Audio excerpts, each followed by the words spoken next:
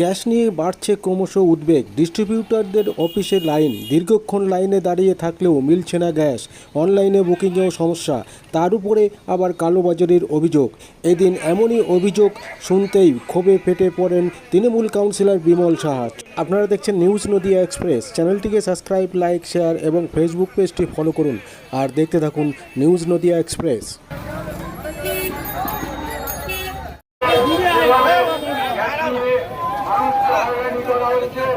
দু ঘন্টা 5 ঘন্টা 10 ঘন্টা লাইনে দাঁড়িয়ে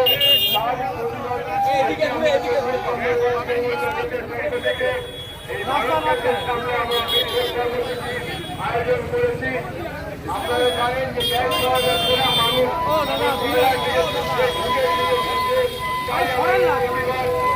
দাঁড়িয়ে ঢুকে দেখিয়ে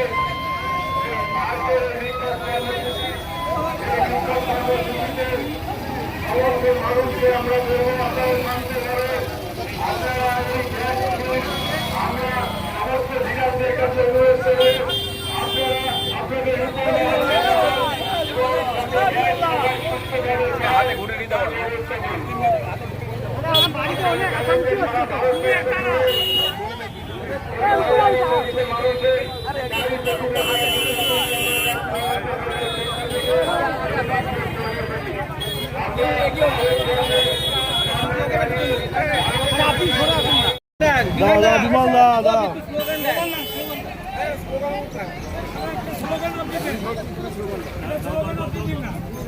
বিমলা তুমি ধরো, তুমি ছাড়বে না।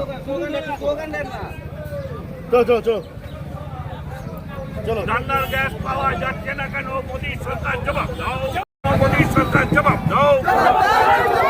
রান্নার গ্যাস পাওয়া যাচ্ছে না কেন? মোদী সরকার জবাব দাও।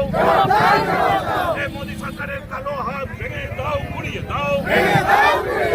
এই আমেরিকার দালাল মোদী সরকারের কালো হাত ভেঙে দাও, গুড়িয়ে দাও। তৃণমূল কংগ্রেস জিন্দাবাদ, মমতা ব্যানার্জি জিন্দাবাদ। রান্নার গ্যাস পাওয়া যাচ্ছে না কেন? মোদী সরকার জবাব দাও। রান্নার গ্যাস পাওয়া যাচ্ছে না কেন? মোদী সরকার জবাব দাও। সাধারণ মানুষকে হয়রানি করা হচ্ছে কেন? মোদী সরকার জবাব দাও। মোদী সরকারের কালো হাত ভেঙে দাও, গুড়িয়ে দাও। মোদী সরকারের কালো হাত ভেঙে দাও, গুড়িয়ে দাও। সাধারণ মানুষকে হয়রানি করা হচ্ছে কেন? মোদী সরকার জবাব দাও।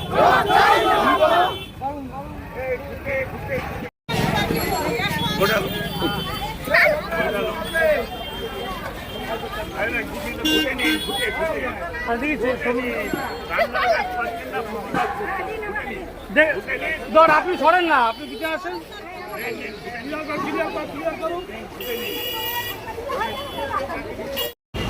বেশ কিছুদিন ধরে আপনারা দেখতে পাচ্ছেন এসআইআর নিয়ে লাইন দিয়েছে এবং আজকে রান্নার গ্যাসের জন্য আজকে মানুষ লাইনে দাঁড়িয়ে আছে ঘন্টার পর ঘন্টা। গ্যাস পাচ্ছে না, মানুষ রান্না করতে পারছে না, হোটেলগুলো বন্ধ হয়ে গেছে, স্কুলের মিড ডে মিল বন্ধ হয়ে গেছে। রান্না কি করবে মানুষ? কোথায়? অনেক হোটেল বন্ধ হয়ে গেছে। তাই জন্য এখানে মানুষ দেখছেন কত লাইন দিয়ে আছে। আমরা ঘুরতে আমরা তাদের কাছে দিচ্ছি একটাই কারণ, যে আগেকার দিনে যেভাবে মানুষ আমাদের মা ঠাকুমারা যেভাবে আজকে ঘুটে এবং কয়লার উনুন জ্বালাতো, মোদী সরকার ইচ্ছাকৃতভাবে আজকে এই মানে পুরো যুগের জায়গাটা নিয়ে আসছে। তাই আমরা সবাইকে বলছি ঘুটে ধরুন, ঘুটে অভ্যাস করুন।